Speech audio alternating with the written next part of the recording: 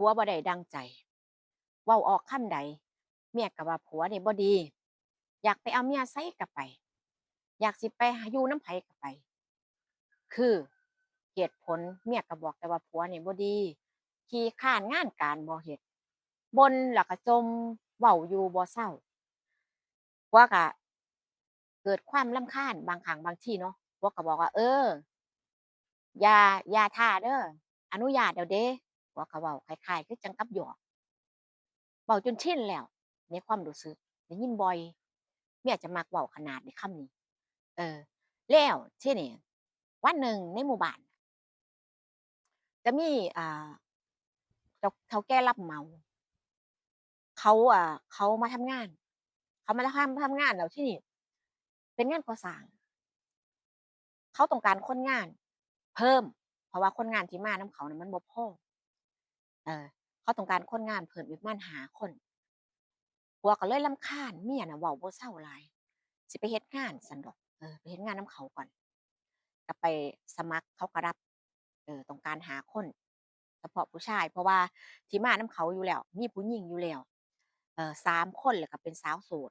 2คนเป็นพี่น้องกันอีกคนหนึ่งเป็นเพื่อนกันก็มาทำงานนำกันเขาพามาอยู่ประมาณ10คนแต่ว่าเขาต้องการอีก5คนมันเป็นงานเร่งด่วนเป็นการสร้างบ้านหลังใหญ่โตทีเดียวของคนมีฐานะในหมู่บ้าน ที่นี่ผัวก็ไปทำงานเนาะทำงานอาทิตย์แรกเมียก็ว่าโอ๊ยไปก็สิไปเฮ็ดนำเขาเพราะมื้อหยังเสียเวลาไปเฮ็ดพอแป๊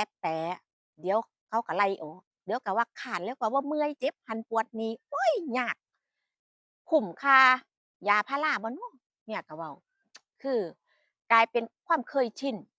แบบว่าเมียจะมักเป็นเว้าแบบนี้บ่ค่อยสิให้กำลังใจ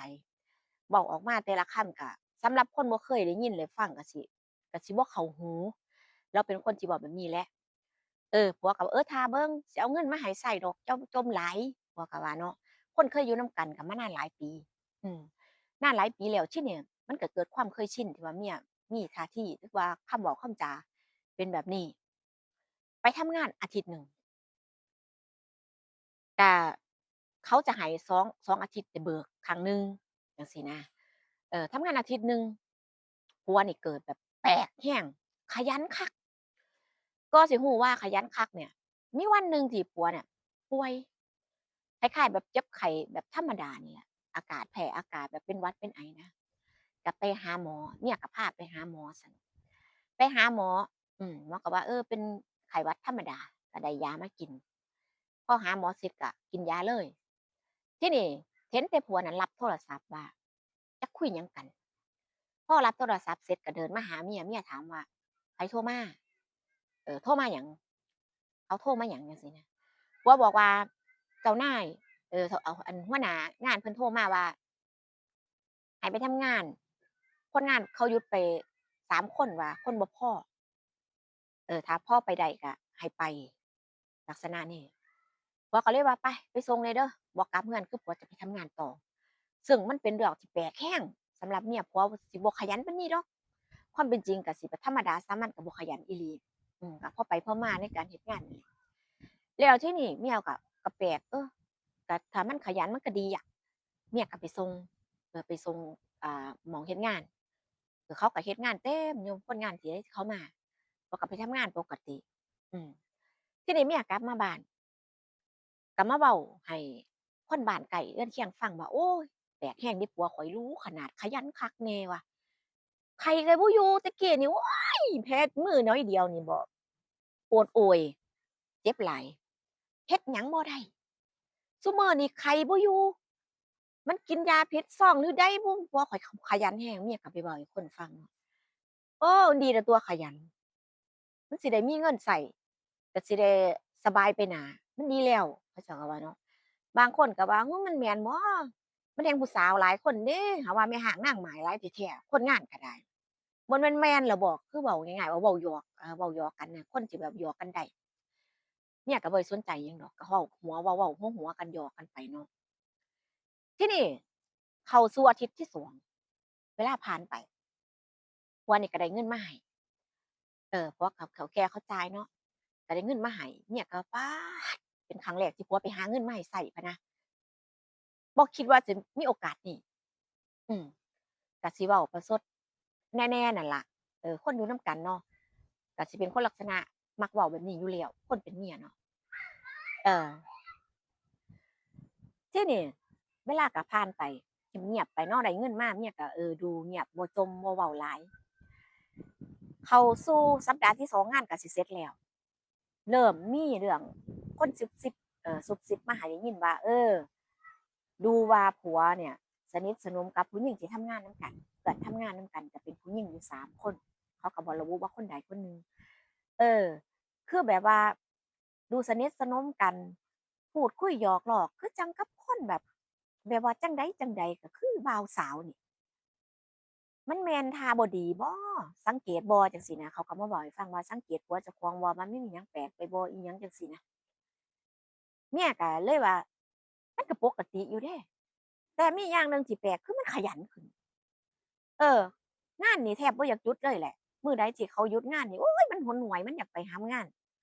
แบบว่าขยันเกินหน้าเกินตาซึ่งอยู่นำกันมาหลายปีแล้วข้อยก็บ่เคยเห็นมันขยันขนาดนี้ข้อยก็แปลกใจอยู่แม่นแล้วเนาะชาวบ้านก็เว้ากันโอ๊ยแม่นแล้ว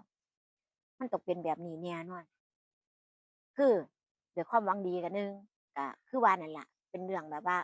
คนสิมักเว้าถึงกันจังซี้เนาะเพิ่นก็เพื่อนคนในหมู่บ้านเดียวกันก็มาเว้านั่นๆนี่ๆให้ฟังอยู่เรื่อยเกี่ยวกับผัวคนก็เว้าต่อไปหลายปากหลายคนเว้าว่าระวังเด้อปล่อยหลายสิเสียผัวให้เขาไปบัดสิให้ฮ้องซะคือด้วยความที่แบบว่านิสัยใจคอเป็นแบบนี้อยู่แล้วเนาะโอ๊ยบ่ได้แคร์ส่ำผัวแฮ่งอยากให้ไป แฮงอยากให้ไปไปไสก็ไปย้านแต่มันบ่ไปเท่านั้นล่ะผัวน่ะเมียก็จะเว้าแบบนี้ก็จะเป็นนิสัยที่เว้าจนติดปากเคยชินนั่นแหละก็เฉยไปเพราะว่าคิดว่าจั่งใดผัวก็บ่นอกใจก็คือว่าบ่มีเรื่องแบบนี้อยู่แล้วทุกอย่างก็ปล่อยปล่อยไปไผเว้าหยังก็บ่สนจังซี้อีกอย่างหนึ่งคือผัวไปทำงานก็ได้เงินมาให้ใช้จังซี้เนาะเออก็เจ้าของอยู่บ้านซื่อๆบ่ได้เฮ็ดอิหยังจังซี้นะก็คิดว่าคงจะบ่มีอิหยังดอกก็คิดไป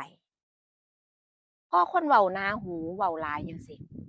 เรื่องมันก็เริ่มชัดเจนเพราะว่าเรื่องมันชัดเจนคนจั่งใดเว้าเนาะมีเรื่องให้เว้าเขาจั่งเว้าจังซี้ผัวนั่นเวลาเลิกงานจั่งซี้ก็ออกไปกินข้าวกินก๋วยเตี๋ยวกินหยังก็ว่าไปกับผู้หญิงที่คุยกันอยู่เพื่อนร่วมงานน่ะไปไหนต่อไหนด้วยกันคนเห็นหลายเว้าเมียก็บ่เชื่อเมียก็หัวเราะโอ๊ยผัวข้อยนั่นบ่มันสิไปไสพ้นก็สิเว้าแบบนี้บัดนี้ป๊าไผก็คือแบบว่าโอ๊ยคันแขว ก็คือว่าคนแบบโอ๊ยก็แม่นเจ้าเชื่อมั่นเนาะที่แม่นเจ้าเอ่อคือไว้ใจหลายเขาก็ว่าเนาะเขาก็ถ่ายรูปมาให้เบิ่งพร้อมเดะถ่ายรูปมาให้เบิ่งตอนที่ไปนำกันถ่ายรูปก็บังเอิญถ่ายได้ดีคักคนถ่ายรูปตอนที่เขากอดแอวกันไปนั่งรถไปนำกัน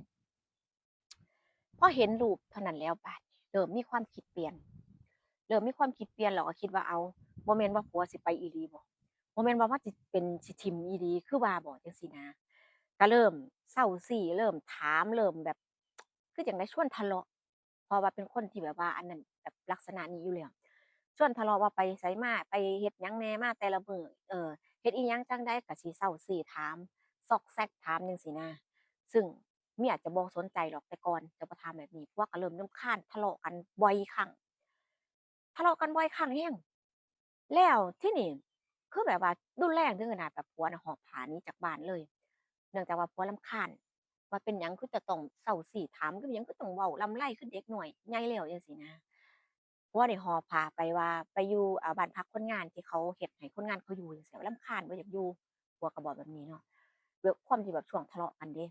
เมียว่าไปมึงไปหอบผ้าไปเลยถ้าให้ดีบ่ต้องกลับมานะเมียก็เว้าด้วยความโมโหไปแล้วบัดนี้คือโอกาสมันยิ่งเปิดเนาะเปิดแบบว่าให้มีโอกาสจังซี้ ผัวก็ไปอยู่แล้วกับผู้หญิงคนที่ว่าคุยกันน่ะก็มาอยู่นำอยู่ห้องพักนำกันห้องเดียวกันจังซี้นะอยู่แบบผัวเมียเลยเดะคนก็เว้าเนาะว่าอ้าวเจ้าปล่อยอีหลีบ่เจ้าเลิกกันอีหลีบ่เขาอยู่นำกันอยู่ห้องเดียวกันเนี่ยเจ้าเห็นบ่นี่ก็คือแบบว่าด้วยญาติพี่น้องเป็นห่วงจังซี้ก็เว้าเมียก็แฮงเครียดผัวนี่ก็ไปเลยมาที่นี่พองานตรงนี้เสร็จเนี่ยงานตรงนี้เสร็จอะเขาก็กลับเนาะคนงานที่ว่านั้นผัวก็บ่กลับมาหาเมียคือสรุปว่าผัวนี่ก็ถิ้ม ทิมเมียอีหลีแล้วก็ไปอยู่กับคนใหม่กับผู้หญิงที่ทำงานก่อสร้างนำกันผู้เมียเนาะพอรู้ว่าจั่งซั้นแล้วคือแบบให้เสียใจแบบว่าเอ่อแบบว่าฟูมฟ่ายอะเสียใจบ่คิดว่ามันจะเป็นแบบนี้บ่คิดว่าเขาจะไปจริงๆคนก็ว่าโอ๊ยมันสายแล้วเขาไปนำกันขนาดนี้อยู่นำกันแบบนี้แบบผัวเมียแล้วเอาคืนบ่ได้ดอกทำใจทำใจคือว่าจั่งใดก็บ่กลับมาดอกผัวน่ะผัวก็ไปอาดลาดเมียก็ คือแบบว่าสิสำนึกในความเว้าความจาในทุกอย่างที่เฮ็ดนั่นนะก็สิรู้สึกผิดจั่งซี้ไปตามผัวกลับมาเดะครั้งนั้นไปตามผัวกลับมาผัวก็บ่กลับเพราะว่าบ่กลับดอกข้อยตัดสินใจดีแล้วเออเจ้ากลับไปซะเมียก็ให้กลับมาด้วยความที่คิดฮอดขนาดไปตามกลับมายังบ่กลับเนาะสรุปผัวก็ไปอันลาดบ่กลับมาจักเทื่อบัดนี้ สรุปเจ้าของก็เสียใจผัวถิ้มหนี้ไปแบบบ่มีเยื่อใยให้กันคือว่าล่ะเนาะคนเราถ้าอยู่บ่เข้าใจกันเว้าเกินความเป็นจริงเว้าบ่ย้ำยั้งบ่แบบบ่มีสติบ่ให้เกียรติกันจั่งซี้มันก็เกิดความเบื่อเนาะก็แบบว่าไปแบบว่าบ่มีเยื่อใยนะ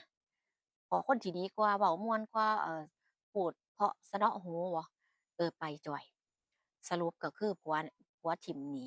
ตัวเองก็ทำใจบ่ได้ อยู่ตามลำพัง